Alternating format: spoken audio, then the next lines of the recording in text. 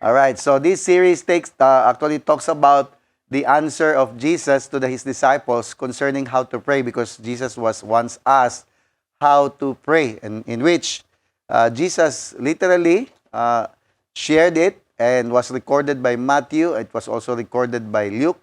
But here in this context, no, we will be looking at what Matthew wrote about this prayer, because most of the religious Christians today, uh, instead of following it, no, as a like a guide, no, they made it, actually Christians made it as a prayer pattern for centuries now, no, murag dugay-dugay na jud. So ato ni siyang i-explain further so that we will truly understand unsa ang ginapasabot ni Lord when he exhort this when he shared this statement to his disciples, and that was recorded sa tuang sa Bible para sa tuwa karon. So let me read Matthew chapter 6 verse 9 to 10. It says, "Our Father in heaven, hallowed be your name.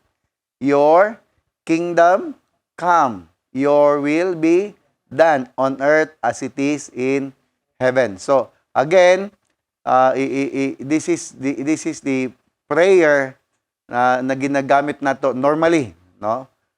But actually, ang atuang gusto may tabo na mas masabtan nato unsay ang pasabot when he said, "Your kingdom come, your will be done on earth as it is in heaven." So in the shorter term, on earth as it is in heaven, no? Iyang gina-establish clearly ang perspective on how we approach prayer, not as a religious pattern but as a rightful position to the one true source, no, sa tuwang amahan sa langit. When you talk about Father, when you see the word Father in the Bible, it talks about source.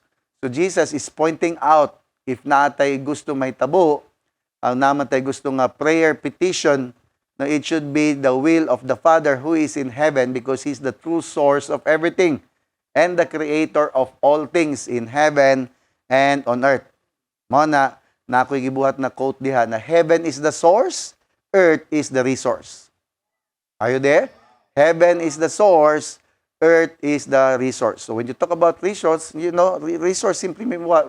Supplier.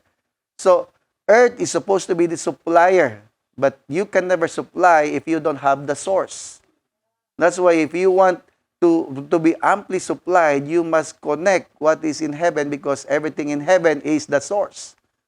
The source is in heaven. So Jesus is simply saying well, if you want to really pray, and if you want to do something, you better connect to the source, because everything in heaven is perfect. Everything in heaven is actually the source of everything. So what's happening here on earth is just actually a manifestation of what's happening also in heaven. In fact, nauna na ang heaven before it happened here on earth. So since the Father, which is our source, is in heaven, then the very purpose of our existence here on earth can only be revealed when we rightfully position ourselves to the one true source. So if you want the will of the one in heaven, then kailangan ta mo position rightfully. Are you following? Kailangan ta mag-stand right before Him. So not religiously, but stand righteously before our source in heaven. So this is why every person who has a personal question regarding their existence must come to acknowledge Jesus Christ or Jesus the Christ. Ang tanong nga no, kay si Lord lang man ang nakasolve sa universal need for personal meaning and satisfaction of every human. Only Christ actually ang nakasolve sa universal need for personal meaning, because I believe every person exists always ask the question, unsay meaning sa life. Kaya mga meaning, di man na siya mangutanag meaning. Kabalo mo, no? Wala may iring, wala iro nga mangutana unsay purpose silang life. Only humans. That's why Jesus Christ came to solve the problem or the personal dissatisfaction of every human. Are you there? So, only the one true source who is in heaven has the original blueprint of our existence. Mo na Jesus died for us to be connected back to the one true source. Jesus made that statement that I am the way, the truth, and the life. No one can come to the Father except by me. And Jesus the Christ gives you the legal access when you believe in Him, and that makes you righteous in God's sight. So, only in Christ. Hindi mo dapat, only in Christ. Come on. So I pray na wala na yung mga unbeliever, which I believe those who are listening and watching today are all believers in Christ. So if it happened na dili ka believer ni Christ, I'm telling you, that's the only way for you to experience and to understand the real meaning of life. Because only Christ can solve or can answer that question in your heart. Are you there? No, Jesus cannot answer that, but once you believe in Christ, then you have now the access to understand the meaning of life.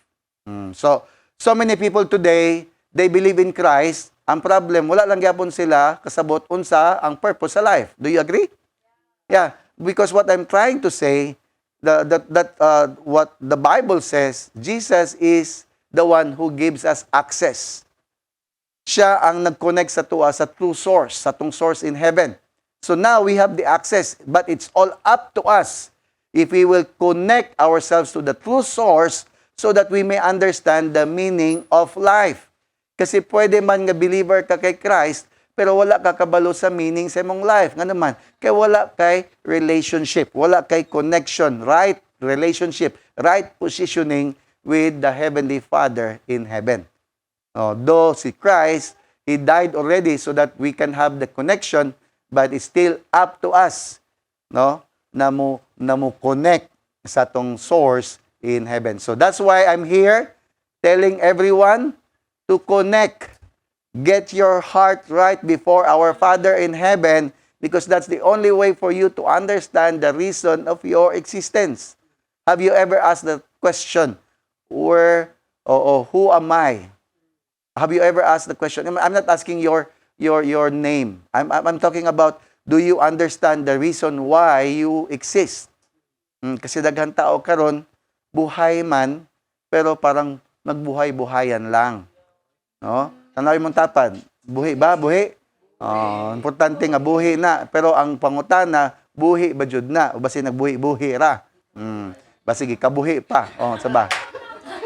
So I'd like you to read this passage from the book of Romans chapter 22 or chapter 3 verse 22, because this is the passage that get us that affirms all of us that we can now have the connection to our heavenly Father. So Jesus, the Bible says, we are made right with God by placing our faith. Say it with me, faith. So we are made right, we are made righteous, with God by believing in Christ Jesus. Because of our faith in Christ, then we are made right with God. We became righteous in the eyes of God. Romans chapter 5 verse 1. Therefore, since we have been made right in God's sight by faith, take note of that, we have peace with God because of what Jesus Christ had done for all of us. So since we are, take note of, this is pretty basic, ha? Kaya para mas masabtan lang ninyo ngano ato ning i-push through na series, because we want the will of God in heaven to happen here on earth. And that's not only the will of God for your life, but the will of God for your family, for your ministry, or for the life that God has intended you to be or to have. So again, we are made right. We became righteous in God's sight because of our faith in Christ. So it's Jesus who gives us the access so that we can have right positioning before our Father in heaven. That's why the Bible says we have now peace with God. We are now at peace with God. So di na mo kalaban ni Lord, amigo nan mo. Connected na kasaya. Now, you have the legal right and the access to know and understand heaven's ultimate purpose to be done in your life here on earth. So, na kay legal access. Inyo mo tapat, na kay legal access. Come on. Come on na, makadeclare na kakaroon on earth as it is in heaven. So, kung unsay will sa heaven, may tabo na sa earth. So, unsay will ni Lord sa imong life, it can be done here on earth. Are you following? Remember, dapat kasabot ka ani, kung ano man, Everything in life works under principles baya. And God works with principles. So, religion always claim to do things by faith. But again, always remember na ang tinuod na faith takes action. So principle works when you take action with your faith. That's why you should know principles so that you can have things to put into practice. So everything in life works under principles. So here's an obvious principle of life written by King Solomon. I want you to get this. In the book of Proverbs 19, this is one of my favorite verse. Okay, the early on kaya nasabtan ako na verse. Proverbs 19 verse 21, it says, many. Hindi mo tapad, many. Come on. Daghan daw plano. Many are the plans in a person's heart. But, it is the Lord's purpose. Come on, say it with me. The Lord's purpose. Okay? So, many are the plans in a man's heart. But the Lord's purpose shall prevail. That prevails. So, this is totally opposite to what Jesus has taught us. Are you following? Ha? Kasi kung tanawin mo, murag opposite siya. Pero actually, it's a principle. Because Jesus said, this is how you should pray. This is how you should declare. Okay? Our Father who is in heaven, not on earth. Okay? Not on earth. So the source is in heaven. That's why you need to exalt His name. Holy is Thy name. Then, Thy kingdom come. Your will be done on earth as it is in heaven. So, listen to me. Man's plan, ang plano sa Ginoo is nasa earth. Pero ang purpose ni Lord nasa heaven. Sabta na to? Ha? Okay? Usab. Kita ng mga tao kay namata sa earth, natay plano. Pero ang purpose ni Lord nasa heaven. So in order for that plan to happen, kailangan mo connect ka sa imong Father in heaven. Mo na matingala ka ngano na ay depression, ngano na ay anxiousness. Ngano man, you just do. Ingon si King, so many are the plans in a man's heart. Pero ingon siya, but, iklaro ni Jesus, pero, ang Lord's purpose will always prevail. Na ang question karon si Lord naman sa heaven.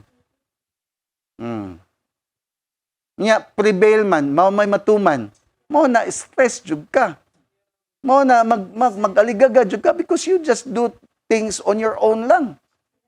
Labi na kung di jud ka kabalo mo consult sa Ginoo, you can be successful in one area but fail in so many areas. Na klase ng kinabuhi. No, wa kay problema sa kwarta, pero problema ka sa imong relationship. Wala kay problema sa relationship, pero problema ka sa imong health. Na, ngano man gidili pwede ma-perfect tanan nga, pwede man kayo. Pwede man, hindi matapad, pwede. Ha? Mubayin man gud ta sa thought nga walay perfect, na ay perfect, kay ang will ni Lord perfect. Pwede ka mag-enjoy sa mong life while you are here on earth. So it's not just to enjoy with material things, but to enjoy doing the will of God while you are here on the earth. Are you following? So again, okay, man's plan is of the earth.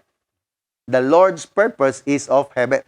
So if you want the plan of God, the purpose of God to be done in your life here on earth, you must connect yourself to the one true source in heaven. And that's only through Jesus Christ. So listen. I'd like to move forward, no? Kasi heaven's purpose should be the plan in man's heart on earth, not the other way around. Again, heaven's purpose should be done or should be the plan in man's heart on earth, not the other way around. Mo na ginatawag na to life principles. Dapat kabalo ka sa life principles. You cannot operate life without obeying the principles of life. Are you there? Are you following? Okay, I will lay down to you 3 life principles para masabtan nimo ha. Number one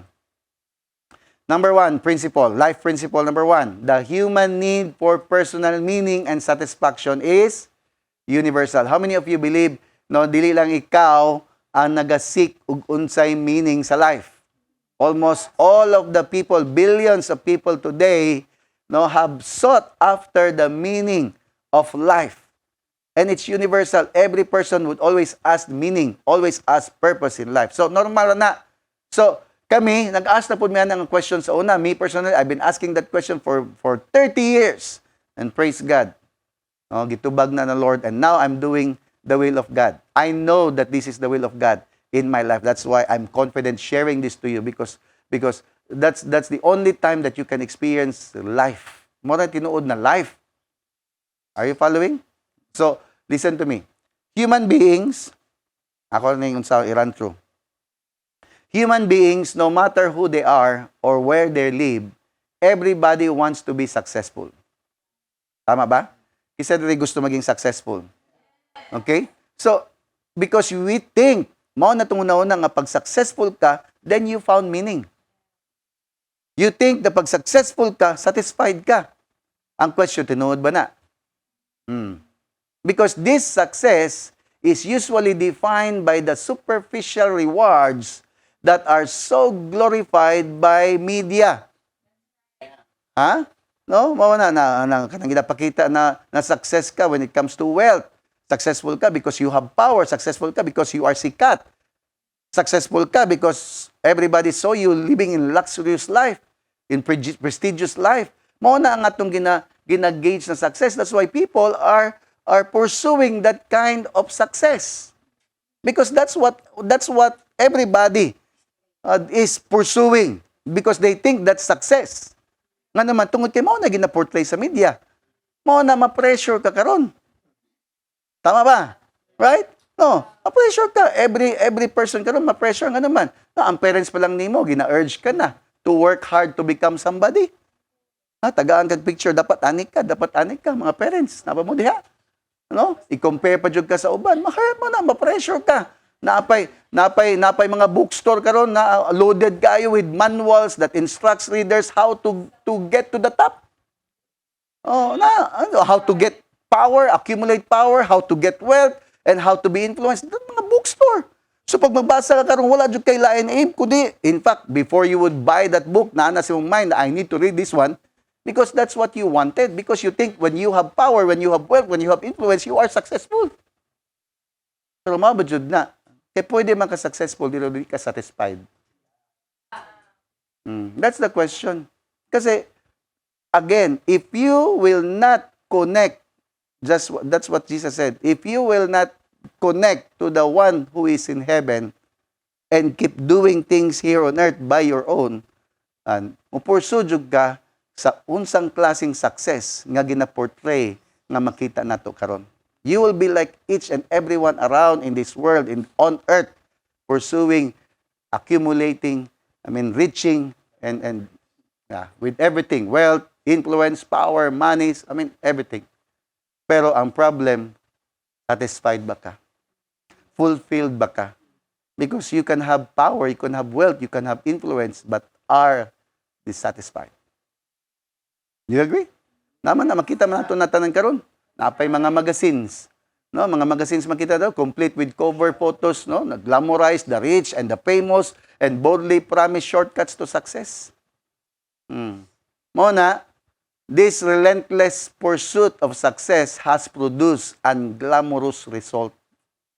Mona na ay violence, na ay divorce, na ay suicides, na ay environment, madamay pa atong environment, no? Kay kay imuhang own way of doing things, especially if you want shortcut. Okay, namay gaon sa mo, this is the way to get rich easily. Pero kung balikan nimo ang principle according to the scriptures, easy come, easy go. No, especially those scheme, easy money. No, but it always goes against the principles. So, normal jud kayo that if you will be like the others pursuing success in a way that the world does, mag-end up jud ka violent, divorce, mo yung mga makita nato karon, destruction, na ginatawag nato sa atong society, white collar crime, kabalo mo na. White collar crime, no? I've searched about what white collar crimes is. Actually, no, dili man ni siya violent pero heavily involved in public corruption. Kanang mga style ba na, no? Labi na sa Pilipinas. Unsa man yung mga sa Pilipinas na to na problema na to, embezzlement. Pero maggamit kag kwartang dili imuha. No, naman na kasagaran ron sa atong government or even any agencies. No? Securities or investment fraud. You can see it all around us. Filipino, hawd kay ana. No, insider trading, Ponzi and pyramid schemes, identity fraud, cyber crimes, money laundering. Labi na ang church karon. Dali kay ma-involve ang money laundering. You know, these are just a few of the results of that pursuit of success. But ang question, are we called to pursue success? Ang gitawag ba kita nga i-pursue ang success? Tubag daw. Because kung i-pursue ang success mo, ito may tabo sa imo ha. Ma-depress ka. Kabalo ka, kung tinuod yung ka nga tao, di man ka kinahanglan manggukod. Kabalo ba mo sa isa sa principle? Ngano pangano gitawag ta na tao? No, ang ato ang goal, ang atong role lang yun is actually to manage, to govern, to take full control, not to pursue. Kung naman ka i-pursue, that must be the one in heaven, not anyone here on earth. Mo na ma-depress ka, manggukod man ka. Unya ang imong ginagukod, magpalayo sa imuha. Tanay mo dapat, ina siya, undangin na. Na iba? Huwag mong habulin. Ba't mo naman kailangan habulin? Dapat ikaw ang hinahabol. Dagan nga nag-agree rin. Daghan mo single rin sa studio. Okay. Look at this. No, naay recent na study about our socio-economic status. Let's look at this. What do you mean by socio-economic? Kanang nagapangitabo sa tuwangon sa karon, no? Naay ginatawag na emotional depression. Kabalo ba mo na ang emotional depression, particularly in men and women between the ages of 25 and 44 to 44, ana na siya. 25 to 44 has multiplied tenfold over the last 2 generations. What do you mean by generation? It doesn't say decades, It is generation. For almost 80 years now, ang emotional depression 10 times nag-fold. No, from those people who are at the age of 25 and 44. Nga naman, these are the stages where people are, where this, kanina mga ngidara, mamanggod niya mga trarara ba, seeking na.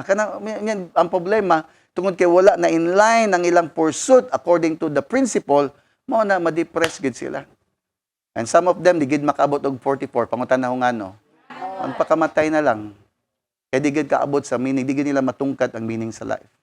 And especially, if you have arguments about Christ Jesus. If you have wrong perspective about God because you think God is religion. You think Jesus Christ is religion. So, na mga uban na nagapangitabo sa life, no? It's probably because of wrong perception, wrong perspective about the one who is in heaven. But again, our goal for today is para masabtan nimo na pwede ra jud ka magpuyo sa life fulfilled because you are simply doing the will of the one who is in heaven. Dili na siya religion. Pwede lagi ka maging religious, pero aligaga ra gyapon. Let's look at this. Understand what success is. Listen. Success in the eyes of others, kasi mo ni picture sa mga tao Success in the eyes of others has been assumed to be a personal success. I pray na masabtan yun For acclaim from others is the accepted requirement for receiving the successful label. Ang success daw in the eyes sa mata sa tao, gina-assume na to be a personal success. Kanang gina-claim or gina-acclaim, gina-input nila na success is the accepted requirement for receiving successful label. Most of the time, our measure of success is on the basis of what others say. Ang ibig sabihin ba, no, muingon tag success man good, murag personal level kayo siya ba na tanawon ka sa mga tao na kana successful gina siya kay bag-o perminti sakyanan. Mao na ang ilang gauge sa success. So kung ikaw karon you are part of that system, then you will always pursue success for your personal consumption. Are you getting my point? Are you getting the point? Because this is what's going on today. Mo na nay depression, mo na nay suicidal, ngano nay destruction, ngano nay disintegration, ngano nay divorce. Because personal manggod ang ilahang understanding when it comes to success. So imagine mo minyo ka na kay pursue nga success nimo, magpursue pugog ako ang success. Kasi may tabo sa inyo. Nagi division, nagi divorce. Walay mahimong unity. So because that's what success in the eyes of others. They assume that it is a personal success. But it doesn't work that way. Are you following? Ngano gi-create pa ta nga tao kundi madayta mag-unite? So listen to me. Listen to this. Success or most of the time our measure of success is on the basis of what others say. This is why we tend to do and pursue what others want and please them, sacrificing our personal satisfaction. Mo na, tungod kay people pleaser pud ka, gusto nimo tumanon si mama, si papa, masacrifice ang imong satisfaction. No, I know medyo deeper ni siya na thoughts, pero I want you to think because this is what's happening today. I will not be talking about, like religious, so much religious stuff here. I want to talk about reality. Kumusta man jud ka? Unsa man gid imong gina-pursue? Kinsa imong gina-pursue? Because if you are pursuing success, because most of us loves to be successful, wanted to be successful, tama ba? Right? Wala may hypocrite ring maingon na okay ra ko ani. Tanan ta gusto ta maging successful. Walay tao na gusto mo fail. But you know what? You need to align yourself according to what success is all about. In the basis of the principle of life. And you cannot negate, you cannot violate, or else end up what? Depressed. End up suicidal. End up confused in life. Mana karon kung maski unsa na lang nagapanggawa sa itong mga bil-bil. Nga ba ta diha? Therefore, personal fulfillment is the only true measure of success. So, ang tinuod na success, kanang tinuod ka nga fulfilled. Dili nang successful ka because others saw you success. Sabtan ko ninyo? Ang usahay, abi na to, successful ka because you want others to see it that you are successful. Mabito na mga sikat. Abot sila sa top, sa pinaka-top na gid, na sikat na gid sila, known ba, pero ngano man magpakamatay pa. Because they simply just like climbing up into the top and then eventually realize that it's empty here. Huh? Kasi because that's what you've been doing. You try to climb the ladder of success because that's what others say, that's what others wanted for you. But you yourself, no, mabitaw tong na story na imagine mo from grade 1 top notcher. Yeah, this is a true story. I forgot the name, but this was a true story. From grade 1 until nag-college, always top. Niabot siya pa na because he is a medical expert and with all PhDs, and he was well known in the United States. Ngayon lang kung magbanggit ng pangalan. But he was really like famous, and the father was so proud. But during his speech, because he was given a time to speak, to, pag ikaw ang ma-acclaim, ikaw ang maunsa, syempre na may time to talk about.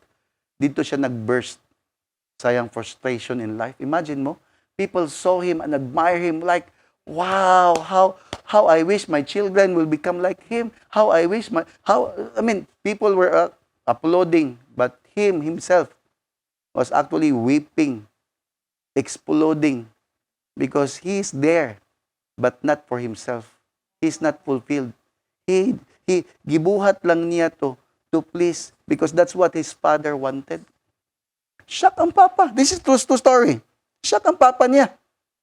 Nagburst siya in tears that you see me happy, you see me like I'm doing the great things in life and helping but this is not me, he said. Kato nga statement, this is not me because this is not what I wanted. This is what my father wanted. Buto. Hello? And dagang kitaw inana. Paguli nila, they were in one car. Hilom kayo. And then, gingnan siya siyang papa, what happened? Ano siya, let me go pa.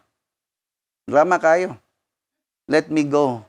Because for almost 30 years in my life, I've been doing these things for the sake na ma-please ta ka. But I'm not happy. I am choked. I am about to explode. I already exploded. So, may na lang kay let go sa siyang papa. So, ako na i-reveal sa inyo kinsa na next week. Yeah, but so many people are like that. Living life because of the dictates of others. Pursuing life, success, pursuing things because they want to please others. Muna, walay personal fulfillment. Pero ang life, issue sa life, principle, personal fulfillment is the only true measure of success. Let's look at this life principle number 2. Fulfilling purpose must be the primary goal of every person. Fulfilling purpose must be the primary goal of every person. Because everything in life has a purpose. And that includes you.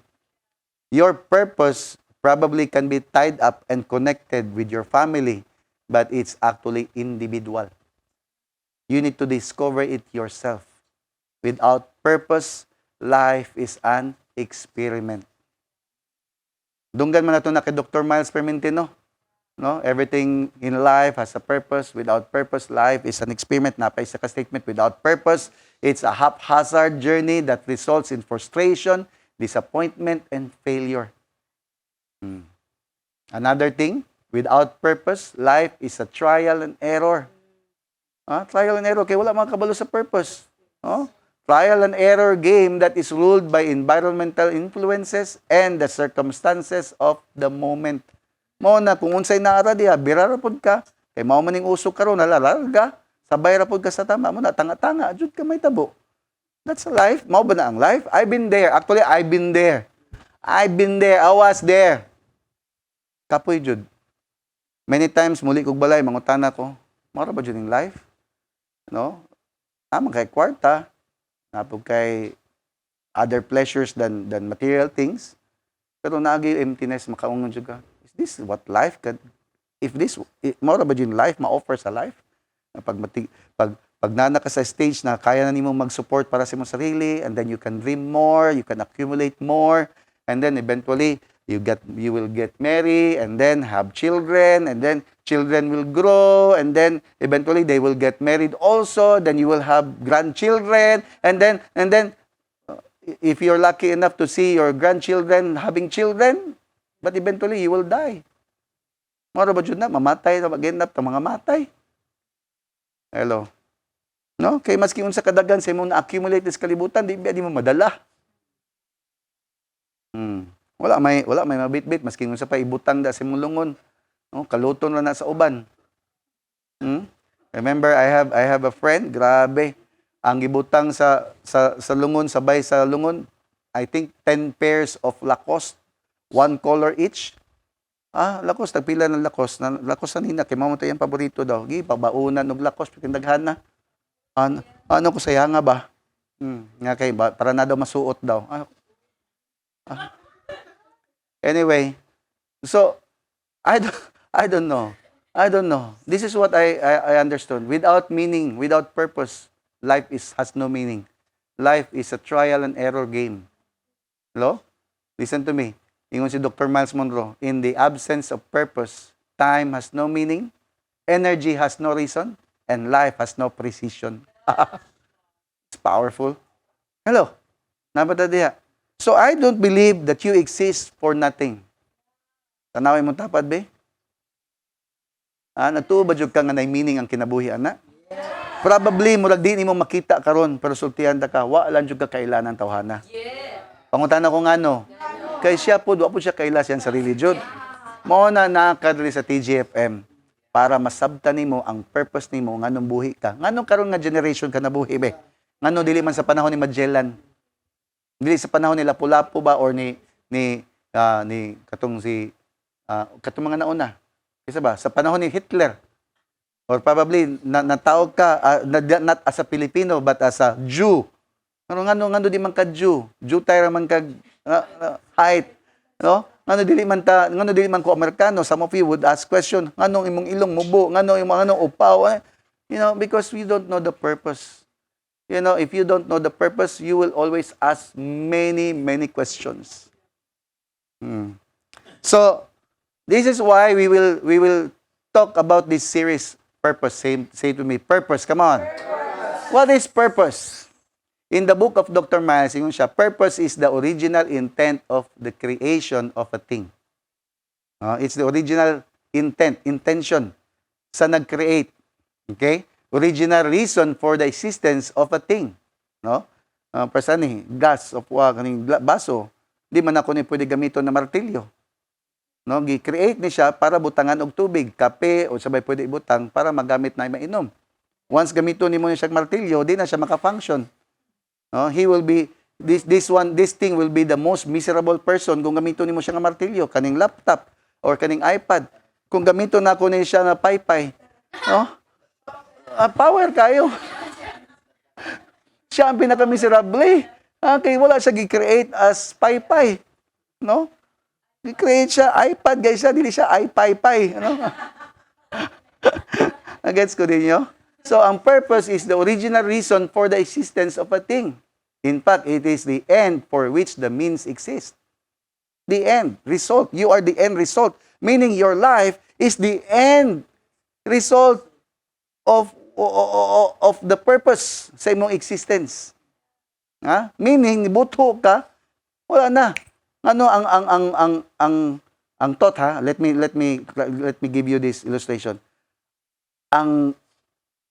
The fact that you exist means nagpasabot lang nga nanay na human. Because ang purpose is a cause. The cause for the creation of the thing. Ibig sabihin, nganong naa ka, kay nanay na human. Wa pa lang nimo nakitan unsay dapat nimong humanon. Kaya di ba? Naay ni gawas karon na bagong car, 2018 Hyundai Palisade. 2018 lang siya ni gawas. Gi-create siya luxuriously for people who loves luxury. Dili man siya na nakamahal jud compared with other branded na car, pero gi-create siya for people who loves to sit vibing with all relaxing with na purpose. So ang manufacturer gi-launch siya for what? To serve the purpose of the thing. So meaning nibutho kas kalibutan to serve the purpose of your existence. Mo naganahan ko ang statement na yung statement pa isa rin. Purpose is the expectation of the source. So, ang imong existence, na ay gina-expect ang source. Mao na kung dili ka mo connect sa source, unsay opposite sa expectation? Unsay expected ba? Di ba expectation versus reality. Ano ba? Expectation versus reality. So, ang imong gina-expect, no, kay nga gi-launch nimo ang isa ka butang kay naa kay gina-expect na ma-function, yet because of that person nga wala siya kabalo sa iyang purpose, mo na nga instead of kana mag-lead siya to frustration, disappointments. Nabata diha? Mo na daghang tao ma-disappoint sa imuha. Ngano man, kay wala man ka nag-live according to the expectation of the source. This is what I realized in my life. Mo na frustrated kay kung mama sa una, kung papa sa una, grabe sila ka pastilan, kabata ka, kung mabarkada, akong teacher, magpangalot ang ulo, kay problemado kayo ko. Nga naman, because what they expect, dili man ako na function, kay tungod wa, buko kabalo, mao day na akong function. Until today. So you will realize, pag na-fulfill ni mo yung purpose, walay ma-frustrate sa imo ha. Ang ma-frustrate lang sa imo katong mga tao nga wala kabalo pod silang purpose. Are you there? No? Because I would love to see you all fulfilling your purpose. I will never I will never allow myself to become a hindrance sa imuhang fulfillment sa imong purpose. So purpose is what? The original intent in the mind of the creator that motivated him to create a particular item. So, bisayon pa ba na ako na? Original intent ba sa mind sa creator na nag-motivate sa imuha, nag-motivate sa iya no, for that particular item. We are like an item na ay motivation ang Lord nga no gi-create niya.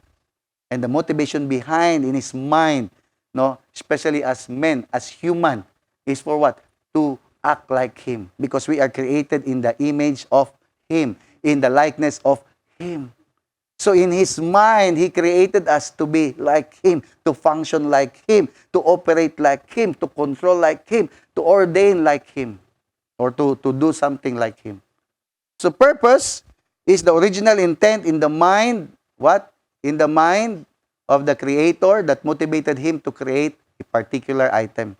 So before any product is made, there is a purpose established in the mind of the manufacturer that gives conception to that idea. So, wag ilain na kaila sa tuwa. Hello?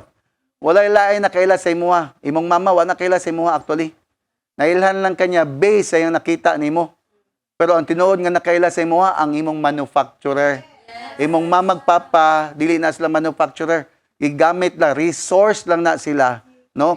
Gigamit sila na mediator para mabutho kaning kalibutan na, pero ang conception, ang idea sa nag-conceive sa imuha is in heaven. That's why if you don't go back and connect to the one true source in heaven, nothing will happen here on earth sa imong life. Purpose is the why that explains the reason for existence. Purpose is what? The why. That explains the reason for existence. So, ang question nimo karon, why I'm here, tubagon na nato na. Next week, ato nang tubagon. Para makabalot ha. Muna mo, join ka next week, no? Yeah, ako nang lay down number 3. Ako nang tiwaso na lang, kay Luoy po, dug mabitin. Listen to me. Number 3. Principle number 3. Until purpose is discovered, existence has no meaning. So, all things begin and end with a purpose. Alright? All things begin and end with a purpose. The success of the project is not determined until the product does exactly what its purpose requires. So, ang success sa product or kaninga project nga iPad is determined only until this product will function sa yang original intended. So, ang imong life, maging successful lang. Makaingon ka nga successful ko not because you acquire so many things. Makaingon ka successful ko not because you have acquired wealth. You are famous. Makaingon ko nga successful ko not because I have so many girlfriend, boyfriend, or whatever. So many love me. No. Makaingon ko nga successful ko because I've done what my source created me to be. And I'm fulfilled. Makaingon ka, fulfilled ka. I tell you, makaingon na jud ka nga fulfilled ka tinuod. Kay nabuhat nimo ang will ni Lord sa imong kinabuhi. Me, I can say that I'm fulfilled. I'm not really perfect, but I'm fulfilled. Until the last breath of my life, ako ning buhaton because this is what I know that I am called to do. So ikaw, so nabalaan na ba nimo? Nasabtan na ba nimo? Kabalo na ba jud ka sa imong purpose? Because kung wala pa, then mag-process ta. We are here to help you. Kanang nag-invite sa imo sa simbalay o mga nasa simbalay, they are on their way in fulfilling their purpose. So connect to them. Are you there? Connect to them. We will talk much more about these things, no? Kasi daghan kay kog example na atong istoryahan in the life of Moses, even in the life of Pharaoh, the life of other people in the old na nakita nato naging purposeful nilang life, naging successful nilang life because of what they have done, how they connect themselves back to the real source. Okay, I'd like to end with this verse in Romans chapter 9. Ako na yung sa before ko mag-end, kay time's up na ko. Romans chapter 9, para masabtan lang ninyo. Romans chapter 9, verse 15 to 16, or 18. For God said to Moses, I will show mercy to anyone I choose, and I will show compassion to anyone I choose. Then, ingon siya, God told Pero. Remember, Pero is the enemy.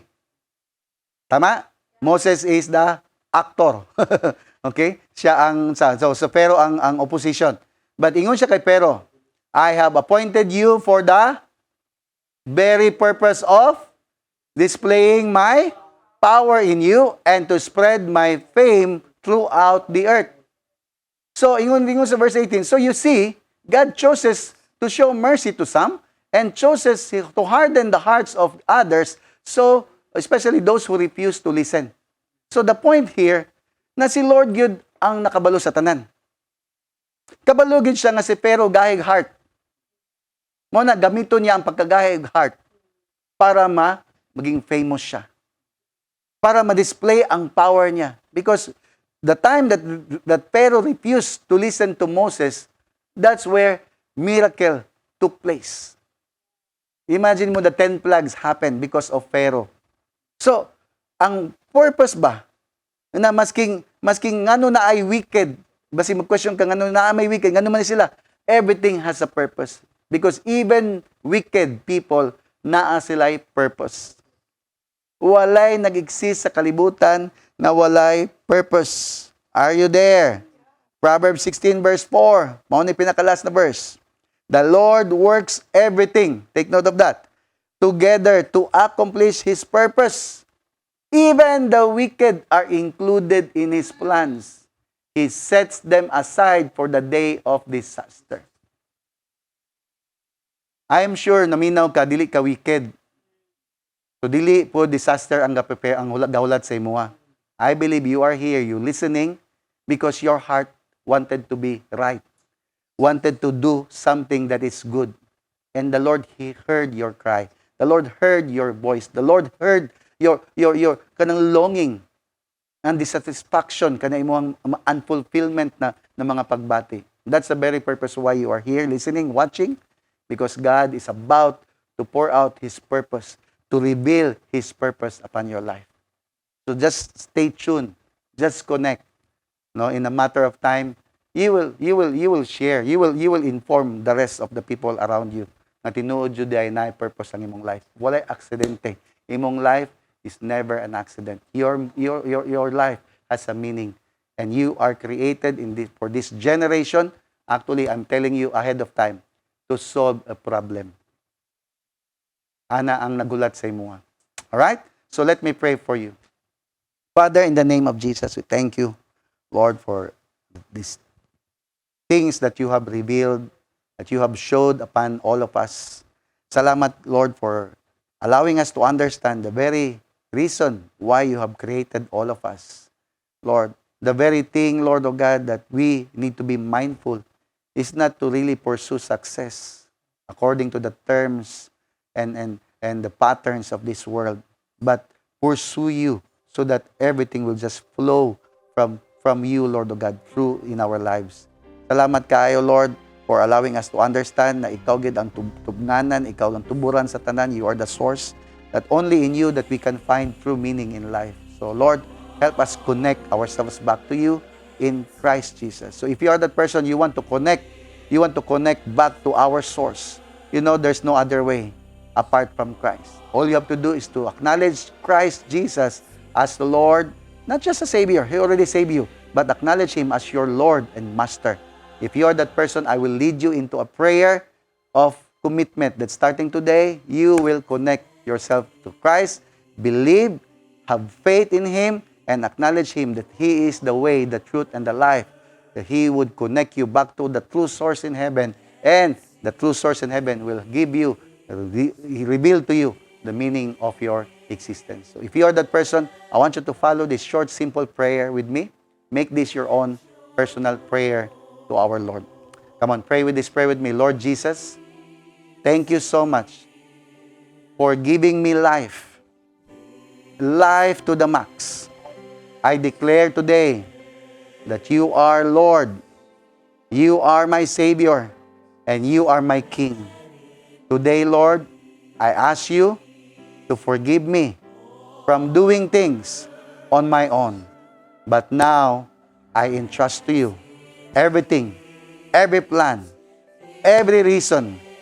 And salamat, Lord, that starting today, I am connected back to the true source in heaven.